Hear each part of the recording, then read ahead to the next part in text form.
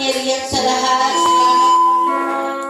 Sa galing mo, Lord God, dahil mo ang Panginoon, na kami pupuri sa iyo, Panginoon, sa kanilang iyong pangalan, kakilain ka, Panginoong Diyos, Lord, dahil mo kami, Panginoong Diyos, nagsasakripisyo, Panginoon, ng buhay, alang-alang sa iyo, Lord God, pagaman, ang dami ang gawa ng kaaway upang kami mga dalangan. Pero Lord God, niniwala kami, Lord God,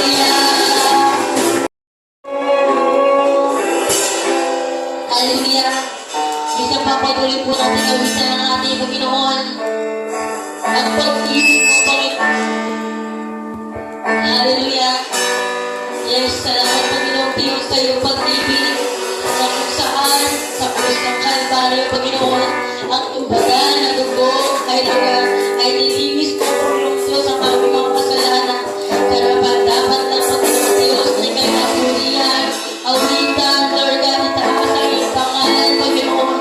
Lord, salamat Panginoon. Hallelujah, Diyos na papatuloy tayo umawit sa ating Panginoon.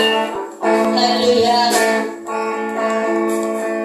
Ang krus ng Kalbaryo, ang siyang alaala niya.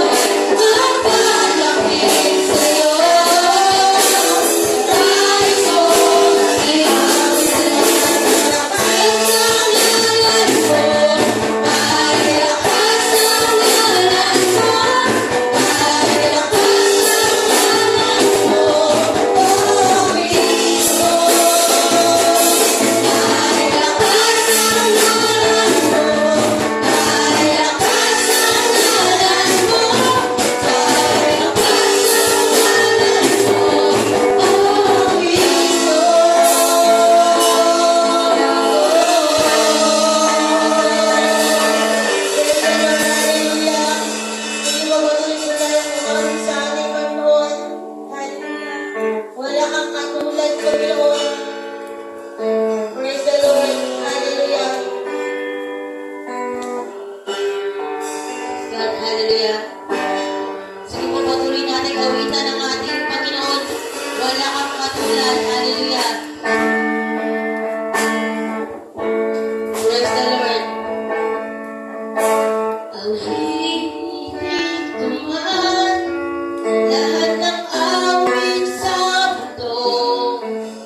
Di kayang ilarawan ng kadakilaan mo.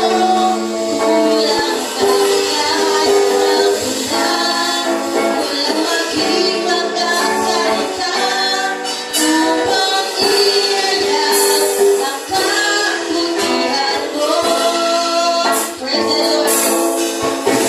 Awitin ko man lahat ng awit sa mundo. Di kayang ilarawan ng kadakilaan mo. Kulang ang lahat ng tulang. Walang maging magkasalita. Kaya ang kabutihan mo. Wala kang katulad. Wala nang higit sa'yo. Wala kang katulad. Wala nang paparay sa'yo.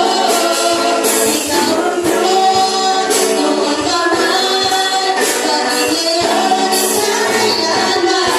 Sa habang panahon, wala kang katulad. Wala kang katulad. Wala nang higit sa'yo. Wala kang katulad. Wala nang paparay sa'yo. Ikaw ang Diyos, noon pa man, maging ngayon at sa kailanman. Sa habang panahon, wala kang katulad. Wala kang katulad. Wala nang higit sa'yo. Wala kang katulad. Wala nang paparay sa'yo. Ikaw ang Diyos, noon pa man, maging ngayon at sa kailanman. Sa habang panahon, sa habang panahon, sa habang panahon,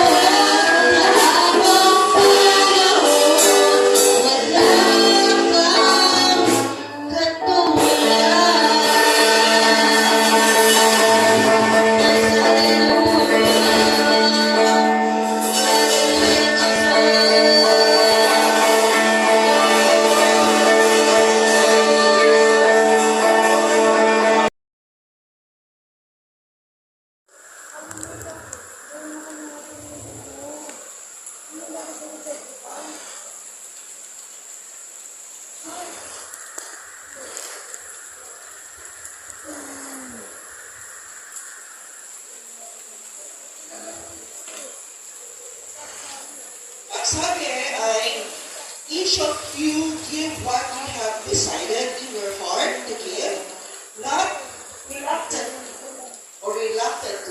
or under compulsion. For God loves.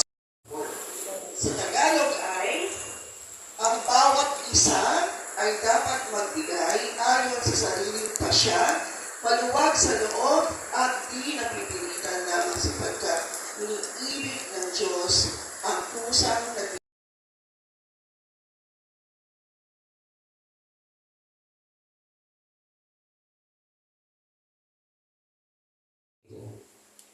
Gabi nawa na ikaw ay gagawa ng mga pagpapala at himala sa bawat isa sa amin. Naway nakita mo ang tunay naming pag-ibig at pananampalataya sa iyo. Na sa ganun, Panginoon, sa gabing ito, ay maramdaman namin, Panginoon, ang tunay na kagalakan, tunay na pagpapala ng buhat sa iyo. Hayaan mo, Panginoon, na sa gabing ito gamitin mo lang nawa ko ayon sa iyong kalooban na may taglay ng karunungan at kapangyarihan upang mga salita na aking ibahagi, hindi ito masasayang, kundi ito po, Panginoong Diyos, ay magbigay ng panibagong lakas sigla sa buhay ng bawat isa. Sa tanging pangalan ni Jesus. Amen and amen. Palapakan natin malakas ang ating Panginoon. Hallelujah. Paano yung iko? Wala lang echo eh. Kaya salamat no, sa bawat isa. Salamat no, na narito po kayo para sa patuloy na pagbibigay ng kagalakan sa ating Panginoon. Tandaan po natin, sa bawat dalo natin situahin ng ating Panginoon, walang ibang natutuwa, kundi ang ating Panginoon. Hindi pa natin siya nakikita, pero bawat isa sa atin, kitang-kita ng ating Panginoon. Hindi pa natin siya nakikita, pero ramdam natin siya sa ating mga buhay. Kaya salamat no, na ang bawat isa ay narito upang purihin, sambahin ang ating Panginoon. Kaya wala tayong ibang pag-aralan ngayon, kundi yung itinuturo sa atin. Pakisuyo yung yung iko. Wala na nga. Wala na nga echo. Ayun na. Oh, Tinanggal ko na nga eh. saan galing to? Kaya, yung iko ko talaga. Niloloko mo, sister. Kaya, yan. Kaya dito po sa tema na ibinigay sa atin ng Panginoon, sabi nga dito, we are nothing without Jesus Christ. Tandaan po natin, totoo po ito mga kaibigan. Dahil, kung wala naman ang ating Panginoon, siyempre wala tayo sa mundo. Diba? Kung wala naman ang Panginoon, siyempre, hindi tayo bibigyan ng mga pangangailangan natin. Sumabuti masama, ang isang tao, lahat na mayroon sa kanya, galing sa Diyos yan. Diba? Hindi lang yung mabuti mayroon din yung masama. Kasi ang Diyos ay ganap. Lahat ay ibinigay niya ayon sa pangangailangan ng bawat isa. Pero advantage yung may Diyos. Bakit? Yung may Diyos, talagang tumanong ng utang na loob yan. Pero yung walang Diyos, walang pakialam. Ang hirap. No? Ang hirap. Ipaunawa, ipaliwanag, elaborate, illustrate ang salita ng Diyos dun sa mga wala talagang Diyos sa buhay. Kaya hindi biro magiging tagapag-akay ng kaluluwa. Hindi biro maging suluhin na, di ba? Hindi biro mga kaibigan. Kung madali pa lang, itong gawain ito, punong-puno na tayo. Di ba? Tunay lang na hindi madali. Digmaan ito mga kaibigan. Kaya, masa lang tayo sa Diyos. Na kung wala siya, kung hindi tayo samahan, ay wala mangyayari sa ating buhay. Kaya dito nga sa aklat ng Episo, chapter 2, verse 10, sabi dito, kung ano tayo ngayon, ay gawa ng Diyos. So, malinaw. Kung ano daw tayo ngayon, ito'y gawa ng Diyos. Yung malinaw na wala tayo dapat pagmayabang dito. Diba? Sabi dito, at sa pakikipag-isa natin kay Kristo Jesus, ay nilikha niya tayo para sa mabubuting gawa. Ay nandyan niya nung una pa man upang gawin natin. So sa madaling salita, mga kaibigan, mga minamahal, na kung ano daw tayo ngayon, ito'y gawa ng Diyos. Dahil sa ating pakikipag-isa sa ating Panginoon Kristo. Nilikha tayo upang gumawa ng mabuti. Na inhanda na nung una pa ng Diyos na makapangyarihan sa bawat isa sa atin. So yun talaga yung purpose ng Diyos sa tao na gagawa tayo ng kabutihan. Gagawa tayo ng mga bagay na matutuwa siya sa ating buhay. Kaya nga, ibinigay niya mga bagay na para sa atin, para magamit habang tayo nabubuhay sa mundong ito. Kaya kung anong mayroon tayo, ay huwag natin ipagmayabang dahil lahat ito ay galing sa ating Panginoon Kristo.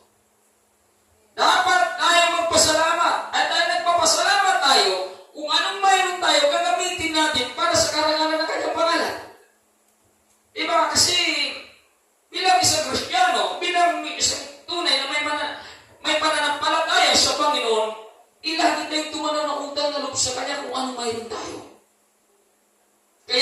lahat ay ginamit natin para sa kanyang karangalan, kapurihan. Dahil tayo ay walang sa mundong ito kung wala siya.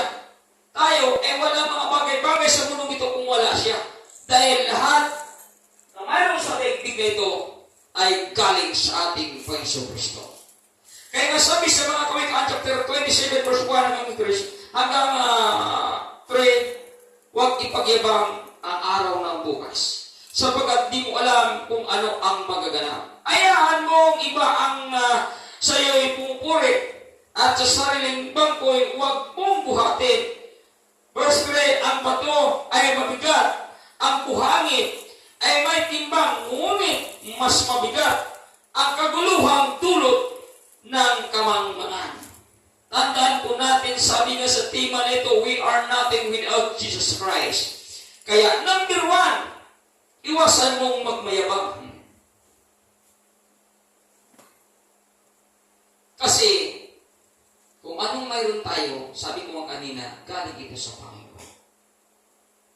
Ang hirap kasi sa mga taong mayabang, mga kaibigan. Lalo na pag may kaya, may pira, malakas, may trabaho, may negosyo, ang hirap akaya niyan sa gawain na natin kayo sa Kristo. Di ba? Kasi, may pira naman ako eh. Kasi malakas naman ako eh. Kasi may negosyo naman ako eh. Pagkakain mo sa simbahan yan, hindi mo yan kayang maakay-akay, kaibigan. Kasi mayroon ang ipinagmayabang. Malakas naman siya eh. May trabaho naman siya eh. Abunda naman siya pagdating sa mga bagay-bagay sa mundo ito. Kaya hirap kakain. Hindi nila alam na yung tinanggihan nila na pagpunta na simbahan ay inipapatunay na sila ay may kayabangan. Biruin mo, kaibigan, nagmalasakit ka na, niyaya mo sila, nag-effort ka na para sa kanilang kaligtasan, pero tumatanggi pa rin sila. Bakit? Dahil mayroon silang kaya sa buhay. Diba? Pero ikaw at ako, na may tunay na kaugnayan sa ating Panginoon, hindi mo ipinapairal yung kaibahan. Ang ipinapairal mo, yung masunod ang kalooban ng ating Panginoon, yung pagpapakumbaba. Eh, hindi ka na kinakailangan akayin pa, hindi ka na kailangan pagsabihan pa, dahil tumanaw ka ng utang na loob na kung anong mayroon ka, lahat ito'y galing sa ating Panginoon. Kaya pagdating ng simba, hindi ka na kailangan i-remind pa, hindi ka na kailangan palalahanan pa. Bakit hindi ka mayabang na Kristiyano? Sapagkat naturuan ka na salita ng ating Panginoon Kristo. Palapagan natin ang ating Panginoon. Kaya masabi dito sa una, sa verse 1, huwag ipagyabang ang araw ng bukas pagkat di mo alam kung anong magaganap. So, alam natin sa ating sarili na ang araw ng bukas hindi natin alam. Kaya kinakailangan na magiging marunong tayo. Kinakailangan na maglingkod tayo sa ating Panginoon totoo. Kung mayaman ka pinansyal, magpasalamat ka at gamitin mo yan sa karangalan ng ating Panginoon. Kung mayaman ka pisikal, huwag mong ipagmayabang yan, kundi gamitin mo yan para din sa karangalan ng ating Panginoon. Kung mayaman ka material, huwag mong ipagyabang yan, kundi gamitin mo yan para sa karangalan ng ating Panginoon. Sapagkat kung ano mang mayroon tayo, karangalan man, karunungan man, o kalakasan man, o ano mang mga bagay na mayroon tayo, lahat yan ay galing sa ating Panginoon. Kasi kung ipagmayabang natin kung anong mayroon tayo, baka isang araw mayabang na tayo, hindi na tayo susunod, hindi na tayo sisimba, hindi na tayo manalangin, hindi na tayo magbabasa ng Biblia, wala na tayong pakialam, dahil mayroon ka ng mga bagay na gusto mo sa iyong buhay. Nagkakamali tayo, kaibigan. Dahil ang lahat na mayroon tayo, galing sa Diyos yan. At pwede kukunin niya ang lahat na yan pag hindi na mapagkatiwalaan kung ano mang yaman na mayroon tayo sa mundong ito. Palapakan natin ang ating Panginoon. Kasi ano mang mayroon tayo, hindi po yan daan para iligtas tayo sa parahasaan, mga kaibigan. Kung ano mang mayroon tayo, temporary lang yan nandito sa mundo. although maligtas ka sa kahirapan, ligtas ka sa gutom, kasi mayroon ka, pero mga kaibigan, tandaan po natin kung anumang mayroon tayong kayamanan sa mundong ito, hindi yan ang magliligtas sa atin sa ito. Ang importante, kung anong mayroon tayo, mga kaibigan, dapat maparangalan natin ang ating Panginoon Kristo. Dapat maluwalhati natin ang ating Panginoon. Dapat maitaas natin ang ating Panginoon sapagkat tayo ay tunay na tumanaw ng utang na loob sapagkat alam natin kung anong mayroon tayo, lahat ng ito ay galing sa ating Panginoon Kristo. Kaya siya pa rin ang maparangalan sa anumang mayroon tayo sa ating buhay, hindi yung ating sarili. Kundi ang ating Panginoon. Dahil kung wala siya, wala tayong mga ganitong mga bagay. Tingnan natin kita po natin si David. Nung siya po ay pinagpapala ng ating Panginoon, nababasa natin sa aklat ng Kronika, chapter 29, nasabi dito, Panginoon Diyos, ang lahat ng mayroon ako ay galing sa inyo, at ang lahat ng ito ay ibabalik ko sa inyo. Biruin mo. At hindi lang siya, pati ang kanyang sambayanan. No, inakit din niya na magbalik loob sa Diyos. Ano mang pagpapala na mayroon sila, sapagkat ang lahat na kanilang natatanggap na pagpapala ay galing sa Diyos. Siya rin gabi na yan, hindi mayabang. Hindi siya mapagmataas, kundi marunong siya tumanaw ng utang na loob, sapagkat alam niya kung wala ang Diyos sa kanyang buhay, hindi siya pagpapalain, hindi siya paggayamanin, hindi siya mabibigyan ng kapangyarihan, hindi siya mabibigyan ng karunungan. Kaya bilang pagtanaw ng utang na loob na mayroon siya, ginagamit niya para maparangalan ang pangalan ng ating Diyos na makapangyarihan. Palapakan natin ang ating Panginoon. Yun po ang mararamdaman ng mga tunay na kumikilala sa Diyos. Kaya sa ating buhay, huwag natin kaligtaan na dapat huwag natin ipagmalaki kung anong mayroon tayo. Dahil diyan tayo mabibigo, kaibigan. Pride, yun minsan ang sumisira sa pananampalataya natin sa Panginoon. Pride, yun minsan mga kaibigan, ang magbibigay daan para tayo ay mapagsabi. Kasi alam mo, kung ang tao may pride, hindi na pwedeng mapagsabihan. Mayroong paninindigan yan. Ang tao may pride, ang hirap alalahanan niya. Ang tao may pride, hindi yan susunod sa leader niya. Ang tao may pride, laging siya ay tama. Hindi siya ay nagkakamali. Yun yung tao may pride, kaibigan. Kaya napakahirap. Yung tao mapagmataas. At yan ang galit na galit ang Panginoon sa mga taong mapagmataas. Kaya nga, ibinagsak niya dito sa mundo ang demonyo kaya hindi na sumusunod sa kanya. Kaya mga kaibigan, patayin po natin yung pagmamataas dahil hindi natin alam ang araw ng bukas. Ang importante, lagi tayong magpapakumbaba bilang pagsunod sa kalooban ng ating Panginoon. Kasi kung wala siya, wala tayo kayamanan sa daigdig na ito. Palapakan natin ang ating Panginoon. Pangalawa, let God exalt you. So, ayan natin na ang Diyos po ang magtaas sa atin. Huwag tayo ang magmataas. Sabi nga sa verse 2, hayaan mong iba ang sa'yo'y pumuri at sariling bangko'y huwag mong buhatin. So mga kaibigan, kung tayo ay mayroong kayamanan pagdating sa pananampalataya, kaya marami tayong nagagawa, huwag nating ipagmalaki kung ano man ang ating nagawa. Huwag nating ipag-iyabang ano man ang ating nagawa. Hayaan mo ang Diyos, ang magtaas sa atin, sa ating mga ginagawa ng kabutihan. Kasi minsan, pag marami na tayong gawa, marami na tayong natulong, marami na tayo na nag-contribute,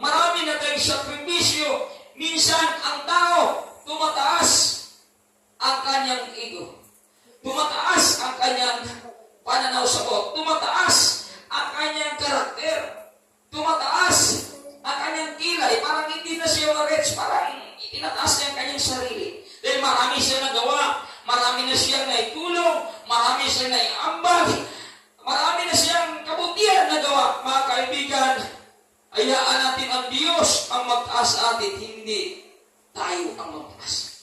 Kasi pag tayo ang magtaas sa sarili nating ginagawa, yan mga kaibigan, ay hindi kalooban ng ating Panginoon. Dahil tandaan po natin, ang Diyos, kahit siya ay Diyos na, anong ginawa niya? Nagpapakumbaba siya. Nung siya naging tao, nagpalipin siya. Upang ito ay matularan natin bilang mga mananampalata at nagpakikipag-ugnayan sa Kanya. Tinuruan tayo ng Diyos na magpapakumbaba, hindi tayo tinuturuan na magmayabang. Diba?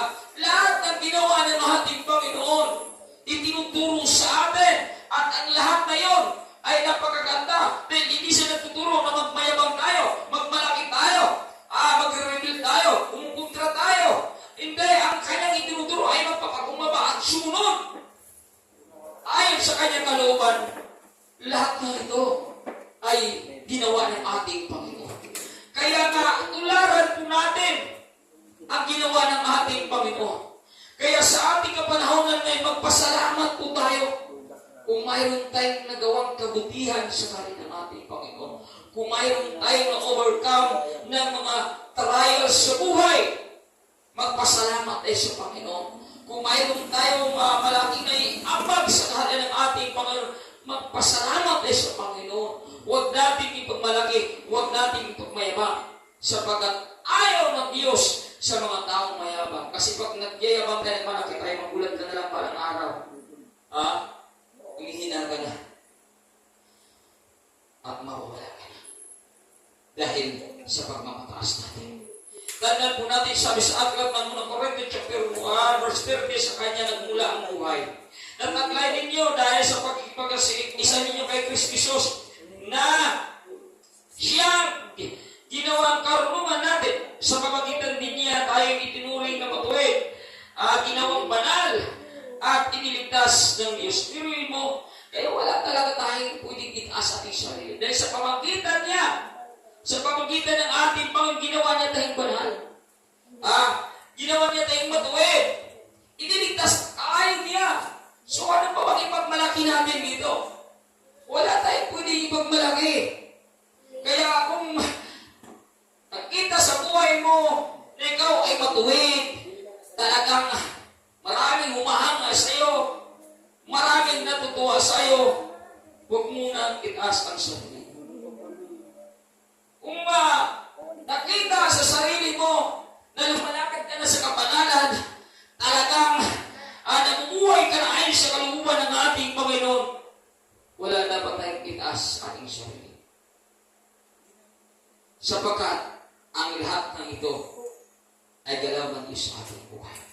Kung mayroon man tayong itaas, kung mayroon man tayong ipagmalaki, walang iba, kundi ang ating Panginoon. Kaya kung naging banal ka na, kung naging matuwid ka na, mga kaibigan, dapat ang patuloy na pagpapakumbaba ang siyang makita sa buhay. At ang maitaas sa buhay mo, hindi ang pagkatao mo, kundi ang ating Panginoon. Sapagkat lahat na nangyayari sa iyo ay galing sa Panginoon na ang sa iyo lang magpasalamat ka sa Kanya. Lord, maraming salamat, nagiging matuwid na ako ngayon. Lord, maraming salamat, naging banal na ako ngayon. Dahil kalaw ito, Panginoon, sa iyong kapangyarihan na sa akin nananahan. Kaya magpasalamat lang tayo sa Panginoon.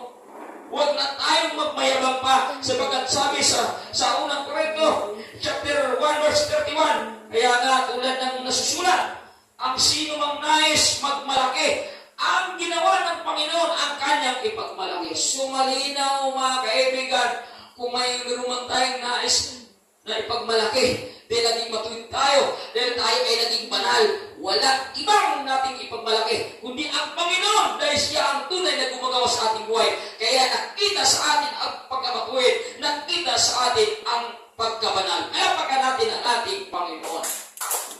So magpasalamat na lang tayo. Kung sa tingin natin naging matuwid na tayo, hindi na tayo liko-liko, hindi na tayo baluktot, hindi na tayo ano bang tao pa sa iba dyan.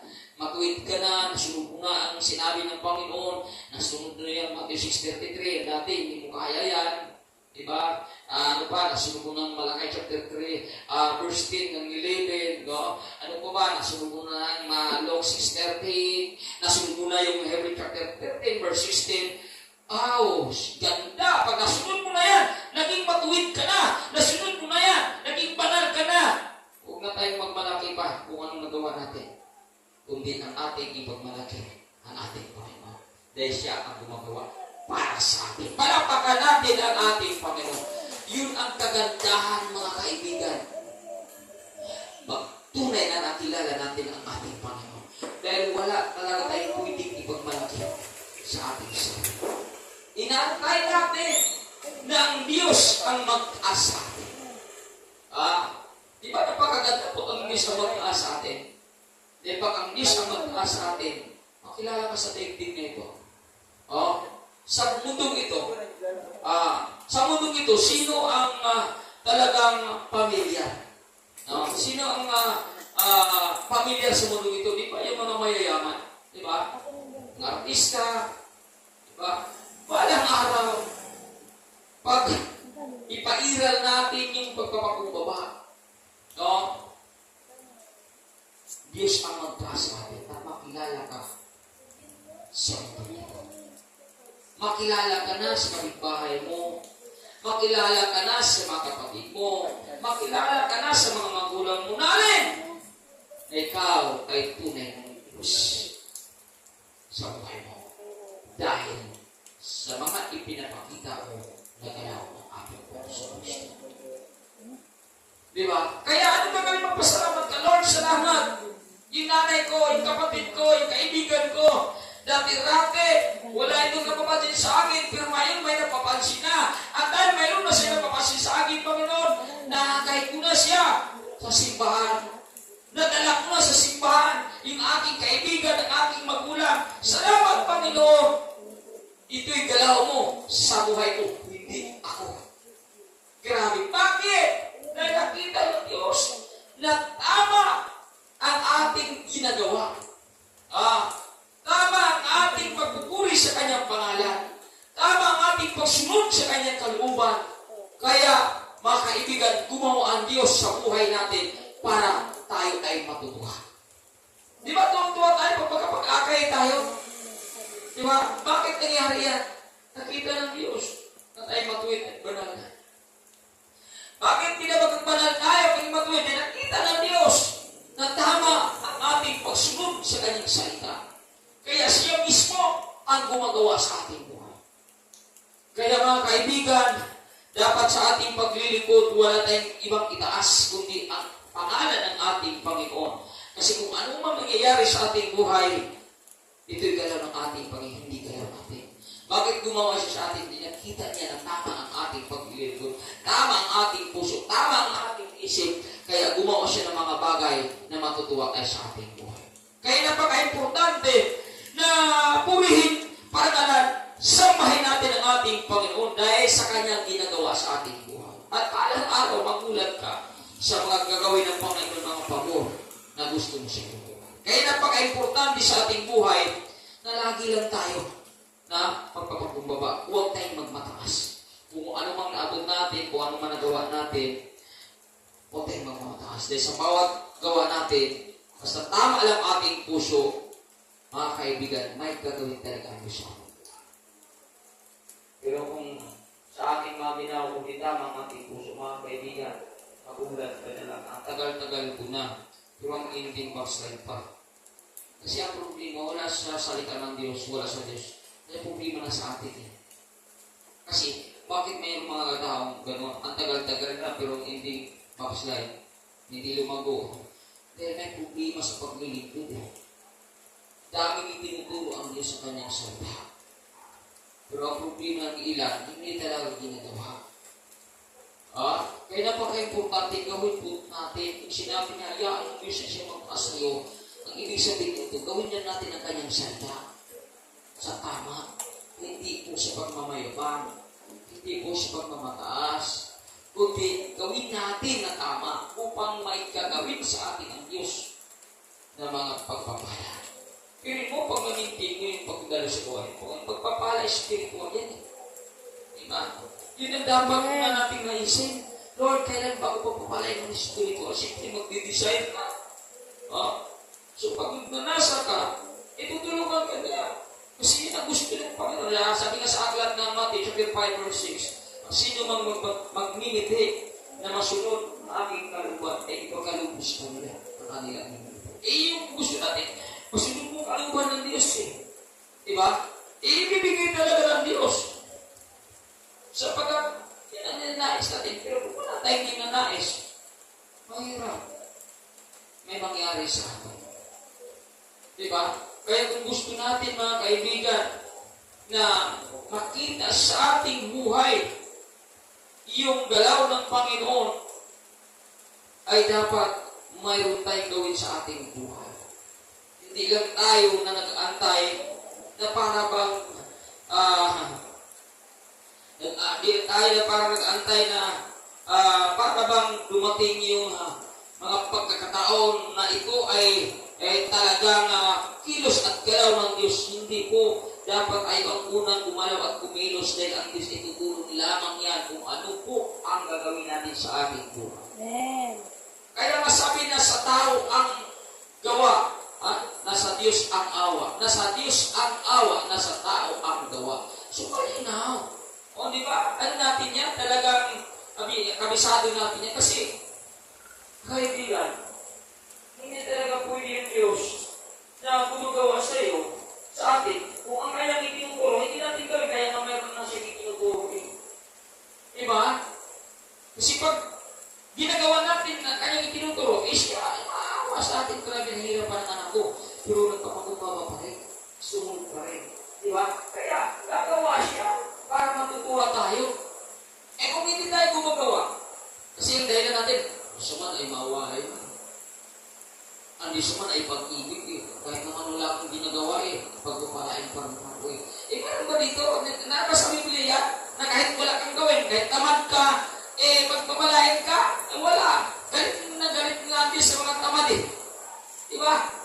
Saan ba yung talata? Sino kakala? Na yung mga tamad ay talagang hindi pinapakain ng Diyos. Pinalayas yung mga matamad, mga kaibigan. Wala kang mababasa na mga tamad ay pinagpapala ng Diyos. Ngayon, kung yung kanya ituturo, magdadahilan tayo. Gamitin natin yung mga drama style. Drama style. Walang action, drama lang. Lord, alam mo yung mga kasya ng madrama? Dalangin niya. Iiyak pa yan. Pero yung dalangin niya, iiyak niya. Hindi niya ginagawa. Drama nga drama yan. Kung pag-iyak mo, wala kang ginawa. Drama yan. Huwag natin lukuhin ang Panginoon. Kung nanalangin ka, umiyak ka, samahan mo ng gawa. Sapagkat patay ang ating pag-iyak. Patay ang ating pagluha kung wala ka natin na gawa. Kaya kung gusto natin, gagawa ang Diyos, yung drama natin, samahan natin ng aksyon. Yung kaya drama lang lagi ang talagang nahatid natin, samahan natin ng aksyon. Hindi na usong drama ngayon. Ang usong ngayon, aksyon. Dahil dyan ang Diyos tutulong. Palapakan natin ang ating Panginoon. Umawa tayo. Kaya napaka-importante nagkakawa tayo upang may gagawin ng Diyos sa ating buhay. Diba? Marami mga Kristiyano ngayon magdrama sa buhay. Kaya kasi mahilig mag-room ng teleserye. Kaya ang kanyang buhay, drama. Drama din siya. Grabe. Kunting ano lang, drama na agad. Kaibigan, iniinom natin sarili natin. Tanda namin, hindi natin kaya makuha ang Diyos. Makuha natin ang Diyos sa action na mayroon pa ng pagpapaya. Kasi tandaan ko natin, kung mababasa natin sa Biblia, gumawa lang din sa mga tao may pananampalataya. Dahil ang mga tao may tunay na pananampalataya, kung anong sinasabi nila, yan ang nakasulat sa Biblia, ginagawa. Patay ang pananampalataya na wala ka agad. Mahirap! Gagawin ko dahil may pananampalataya ko sa Panginoon. Nasaktan ako na sa bata ko, gagawin ko! Kaya naniniwala ako, pag ginagawa ko ito, may gagawin natin sa buhay ko. Yun ang tunay na pananampalataya. Magpapakumbaba ka. Tama ka, grabe. Tama ka, magpapakumbaba ka. Kahit mali siya, nagpapakumbaba ka. Bakit? Bilang pagsang-ayon ating Panginoon Kristo. Grabe, ikaw na ang tama, ikaw pa ang itinutuloy na mali, pero sumunod ka pa rin. Grabe. Bilang pagsang-ayon sa kalooban ng ating Panginoon, ginagawa natin yun. Kasi ang ating Panginoon walang kasalanan. Banal, pero siya'y pinako para makasalanan. Nagreklamo ba siya? Hindi. Kaya kung ikaw at ako, mayroong parusa na dumating sa'yo, kahit ikaw ay namuhay sa kabanalan, magpupuri ka sa ating Panginoon bilang pagsang-ayon sa kalooban ng ating Panginoon. At dahil dyan, mga kaibigan, parang araw itataas ka ng ating Panginoon. Dahil kung ano man ang pagpapakumbaba natin kanyang ipinapakita, nagawa mo, kaibigan, at dahil nagawa mo, kung tuwag din sa'yo, at dahil natutuwa siya sa'yo, parang araw itataas ka ng ating Yesus Kristo. Palapakan natin ang ating Panginoon. Hindi pa napakaganda pag ano? Hindi kay grabe ka makapagdahilan. Kahit na ebidensya, magdadahilan pa. Ang Panginoon, hindi magdadahilan. Grabe ang Diyos na magpapagawa. Bakit kasi ako punong-puno ko pagpapagawa? Alam ba natin? Bakit ang Panginoon punong-puno na pagpapagawa? Bakit? Dahil lahat tayo gawin. Makapangyarihan siya. Hindi niya ginagamit ang kanyang kapangyarihan. Ang ginamit niya ang pagpapagawa. Bakit kaya? Gusto niya na tularan natin kung ano pagpapagawa na kanyang ipinapagawa. At pagkatularan natin, siya ang gagawa para tayo matutuwa. Di ba napakaganda? Hindi kay puro tayo reklamo, puro tayo dahilan, puro yung may pagkano dahilan, bunga pa lang kasi numalingan, ay lang din ang naluloko sa sarili natin. Kaya lang din na sasaktan. Kaya lang din na mawala. Bakit? Hindi na nakita sa ating buhay ang kapurihan ng ating Panginoon. Tandaan po natin mga kaibigan, sa bawat ginagawa natin, dapat maluwalhati ang ating Panginoon. Sa bawat ginagawa natin, dapat maparangalan ang pangalan ng ating Panginoon. Sapagkat wala tayo sa mundong ito kung wala ang ating Panginoon. Dapat maparangalan siya lagi, hindi kayo masaktan siya lagi. Hindi mo kung nagdadahilan ka, yung pagdadahilan mo, tinakpan mo na sa sarili mo, kalabas doon sa sinungaling natin. Naparangalan ba ng Panginoon? Hindi po. Kaya mga kaibigan, kung alam natin sa ating sarili na kung wala ang Diyos, wala tayo, kung wala ang Diyos, hindi tayo pinagpapala, kung wala ang Diyos, wala tayong lakas, wala tayong karunungan, kung wala ang Diyos, wala ka tayo. Kaya dapat tumanaw tayo ng putungal kung anong mayroon tayo. Hindi kayo, pagdating sa mga konting problema, dahilan tayo, at pagkadahilan natin, kalalabas na dito kasi mga kaibigan tayo mismo pumapalog sa ating buhay. Dahil hindi yan ang tinuturo ng Panginoon. Kung anong itinuturo ng Panginoon, dapat niyang sundin natin. Kasi pag sinusunod natin, ito po ating pagkakilala sa Diyos. Kung ano kasi pagkakilala natin sa Panginoon, yun yung ating pagsunod. Kung kilala mo ang Panginoon kung sino siya, dapat yun yung pagsunod mo sa Kanya.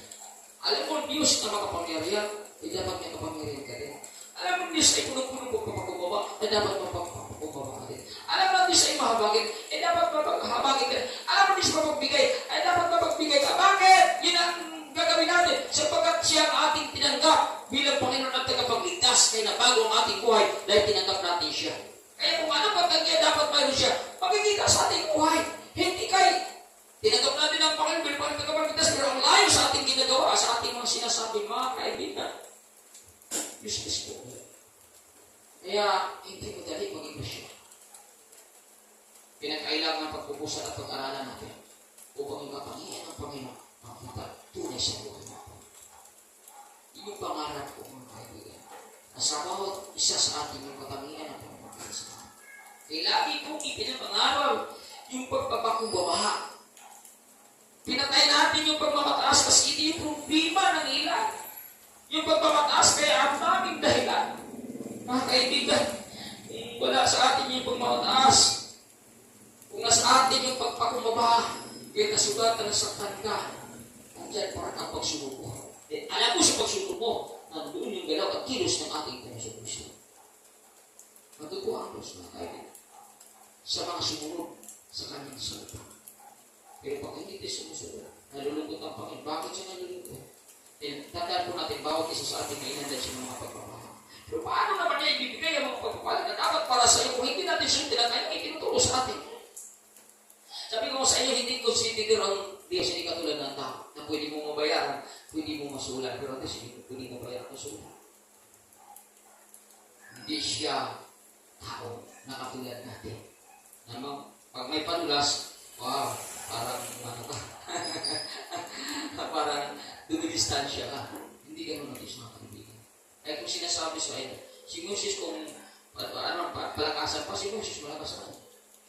Kaya si Abraham, ay si Apostol po, si Saul, di ba? Malakas ka niya.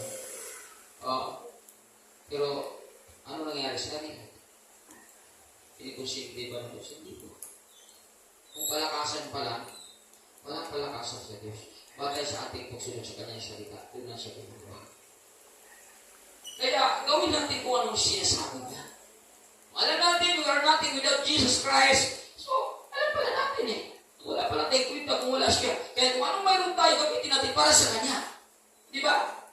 Gamitin natin. Ang lahat na kanyang tinuturo, gamitin natin, gawin natin.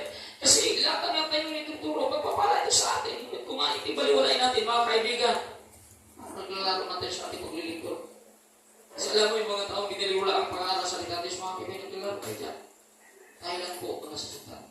Kaya ipamuhay natin kung ano ating napapagay. Sabi sa aklat ng Santiago, chapter 1, verse 22. Mamuhay kayo sa salita ng Diyos kung pinakinggan lamang niyo ito at hindi ginagawa, dinadaya ninyong sarili. Totoo naman eh. Nakikinig tayo, nakikinig. Hindi naman natin ginagawa. Anong resulta? Wala. Pero kung nakikinig tayo at ginagawa natin ang ating napapakinggan, mayroong pagpapalad at pangako ang ating Panginoon. Diba? Lahat ng ating gagawin ay pagpapalad ng Panginoon kung ginagawa natin kung ano ang ating napapakinggan. Yan yung stasyon nila. Napunta pa ng ilang lugar, alito na sabi, nagaway na roon, pero hindi naman ginagawa. Wala rin tayo. Walang kwenta ang ating mga sinasabi kung hindi natin ginagawa. Gawin po natin mga kaibigan. Kasi alam natin na kung wala ang Diyos sa atin, wala tayong silbi. Kaya nga, ang dami ang itinuturo sa atin eh. Gawin natin. Kasi kung hindi natin gawin, wala kasi hindi mga kaibigan. Kaya, panghuli, without God, we are nothing. Kaya, kung tayo, don't be foolish. Kaya huwag tayong ganito. Alam natin na wala parating silbi kung wala ang Panginoon. Kaya huwag tayong mga ganito. Huwag tayong foolish. Bakit? Grabe yung mga taong ganito. Nanggugulo ng buhay ng mga ganito. Kristyano na ganito. Kristyano parang walang alam. Foolish kasi sa nabasa ko. Hindi, yung mga walang pananampalataya sa buhay. Nanggugulo yan. Walang alam na mga kasilan. Mga kaibigan, mga Kristyano, sana mayroon tayong talino pagdating sa salita ng Panginoon. Upang hindi tayo maging dahilan para makasakit ng tao, hindi tayo yung dahilan para makasira ng buhay ng tao, hindi tayo maging dahilan para mamakasal ng tao. Kaya sabi nito, don't be foolish. Verse 3, ang bato ay mabigat, ang buhangin ay may ibang, ngunit mas mabigat ang kaguluhang dulot ng mama. Grabe. Mas mabigat. Bakit kaya? Kasi alam mo mamang, grabe yan. Siya laging tama. Yung mamang, kung di pagkakamali mo, palo agad ka dyan. Meron ka nakitang dahin mo. Ang bilis magalit yan. Kaibigan. Walang pakialam yan sa iba. Ang tingin niya sa sarili niya, siya ay matalino. Kaya nga, mga kaibigan, ang daming galit sa mga taong magsasalita ng Panginoon. Kaguluhan ang dala ng taong mga. Kaya, bilang tunay na nakakilala sa ating Panginoon, yung salitang kamang mga, wala na sa atin yan. Marami ding alam na salita ng Panginoon.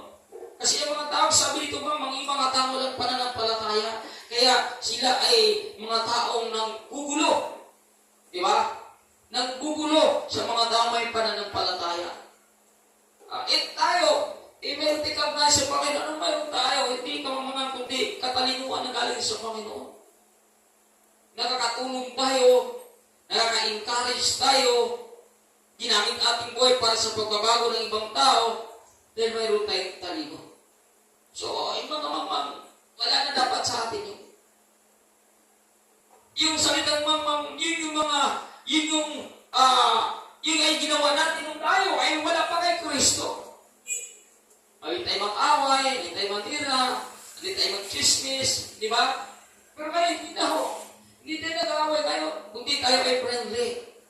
Hindi na tayo chismusa ngayon, kundi tayo po ay nagbabahagi ng salita ng Panginoon. Dahil hindi na tayo mayroon na tayo kagungang galing sa Panginoon. Dahil ginamit natin ano mayroon tayo para sa kapurihan ng pangalan ng ating Panginoon.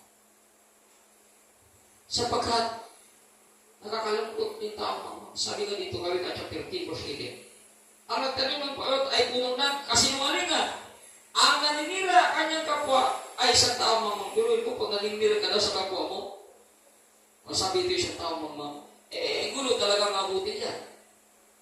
Di ba? Siraan yung kapwa mo. Alam mo, pag talking about sinisira ng kapwa mo, kwento ka sa iba na hindi totoo, yun yung paninira. Gumawa ka ng kwento para makasahit ka ng tao. Sinisiraan mo ngayon, pag nakakalam yan, alam mo, sister, si Juan nasabi ito, ganito ka daw, ganyan ka na. Hindi naman ginawa, hindi ano.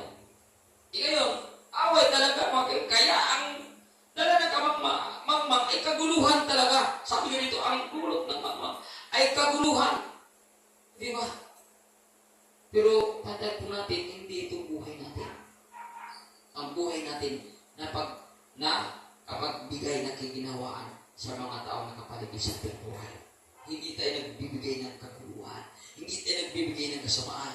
Kundi ginamit ang ating buhay para sa kapayapaan at kabutihan. Dahil tayo ay may karunungan galing sa ating Panginoon. Palapagan natin ang ating Panginoon. Last verse, pangalawang Timothy chapter 2, 23 hanggang 24, iwasan mo ang mga hangal at walang kabuluhan.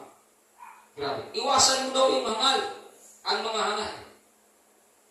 Kaya sino bang sinawag ng naging mga tao walang pananampalataya? Yan ang gugulo lamang. No? Yung mahilig makipagtalo, yung mahilig makipagbabate, yung mga tao na yung mga mahilig magmamataas. Diba? Iwasan mo, sabi nga dito, iwasan mo ang mga hangal. At wala na kabulang pagkipagtalo. Pagkat alam mo naman, nauwi lamang yan sa pag-away. Iwasan na. Kaya mga kaibigan, alam mo na, nabasa mo na ganun siya, iwasan mo na. Hindi kayo magsalita ka pa. Diba? Tandaan po natin, yung mga taong matalino, lagi nagpapakumbaba yan. Yung mga tao na puno ng salita ng Panginoon, lagi nagpapakumbaba yan. Yung mga tao na sinamahan ng ating Panginoon, laging nagpapakumbaba yan. Dahil sila ay mga tao may karunungan. Yun ang ipapakita natin, mga kaibigan. Sabi, verse 24, ang lingkod ng Panginoon ay hindi dapat makipag-away. Sanib ay dapat siyang maging mabait sa lahat at mahusay magturo at makita. Sige ang lingkod ng Panginoon. Hindi mamang, hindi makipag-away. Kasi kung nakipag-away pala tayo, mga kaibigan, lumalabas na tayo isang. Kaya don't hear voice. Dahil, mga kaibigan, tayo ay pinagkaloobanan ng Diyos ng karunungan. At ang karunungan na mayroon tayo, dapat maparangalan ang kanyang pangalan. Hindi kayo gagawa pa rin tayo ng kalukuhan o kasalanan. Kinakailangan gamitin natin ang karunungan para matutuwa ang Panginoon sa ating buhay. Kaya iwasin na natin yung pagkamangma. Wala yan sa ating mga kaibigan. Dahil tayo ay totoo may kaunahin sa ating Panginoon. Patay na ang ganong klaseng katangian natin. Wala na ang ganitong katangian natin. Bakit? Tapos na ang ating lumang pagkatao. Nandito na tayo sa bagong pagkatao. At dahil ang bagong pagkatao, punong-punong